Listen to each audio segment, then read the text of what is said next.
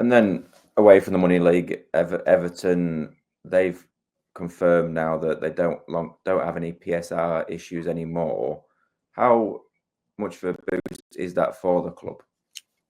Yeah, I think it's huge development for them to have got to a position. We don't know exactly how they did it, whether it was just lobbying, whether it was just delay, whether the Premier League acknowledged that their approach was wrong, or whether there's a general policy across the Premier League to try and turn down the volume on challenges and litigation with its own clubs.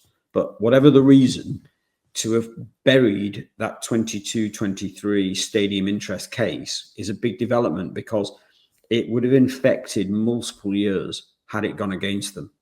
So it would have infected the numbers for 23-24. It presumably, had they lost, would have meant that they would have failed 23-24.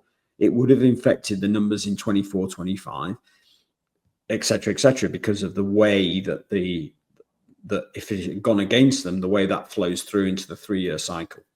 So it's a massive positive for them that the case has been dropped, because what it means is the starting point is that their accounts are completely right, which means that they pass 23-24, and it means that they've got a basis for going forward in 24-25, the current season, which is probably more manageable. Now, the only slightly disappointing thing, I think, maybe the level of revenue for 23-24, which was in the Money League,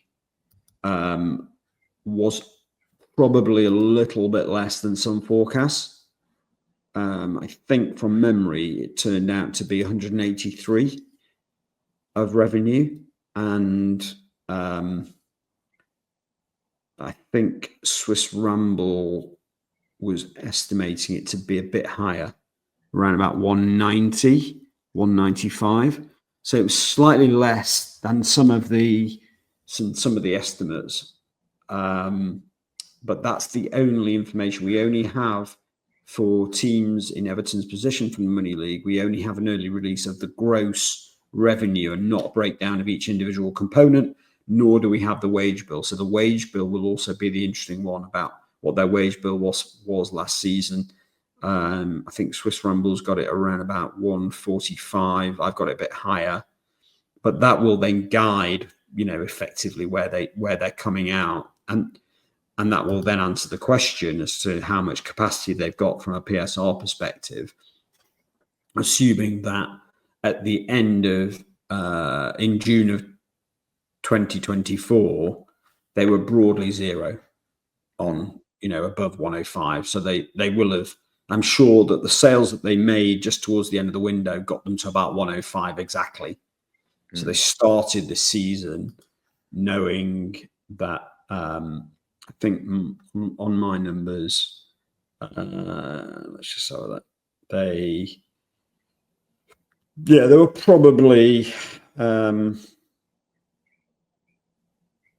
about 105, and then the year that drops out for the current season was one of their better years. It was only a very small loss. So still a challenging situation for them, especially without player assets to sell. So I don't think they've got huge leeway, but clearly big benefit of having the historic case disappear. The Eye reported that they've got about £5 to £10 million headroom for this season, which would mean they could spend £40 million on a January signing. Does that seem right to you? I don't know. I mean, if they've been briefed that, then so be it. I mean, it's very, without seeing even their full numbers for the season just gone, it's hard to be too precise. But if you model it out, that seems pretty generous. I mean, it does go back to what we said before about how a January window is not really that important in the grand scheme of things, because if you sign, let's say you spend £40 million in in January, and let's say you buy,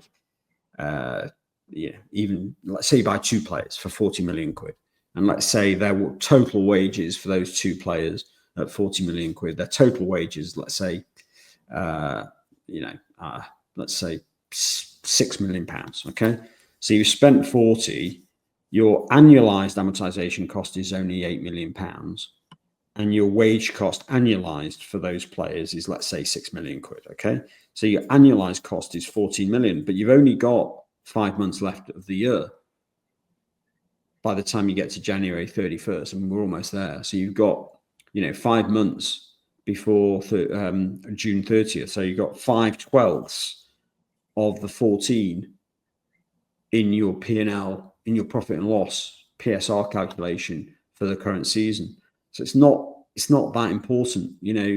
It's even for a £40 million spend, you've got I can't do the maths, but about 5 million quid of amortization between now and the end of the year, and about 2.75, it's about 7 million quid of cost to spend 40 million and buy 2 players in January. Only about 7 million quid in this year from a PSR perspective. So it's not, it's not going to move the dial that much. And that might be what the thinking is. And if you end up selling, let's say you've got a promising but not first team youth player that you can get 7.5 million for in June, well, there you go. Yeah, it's, a lot of teams can afford a £7.5 million quality youth player. Yeah, even when you go down into the Championship, teams can afford that sort of number.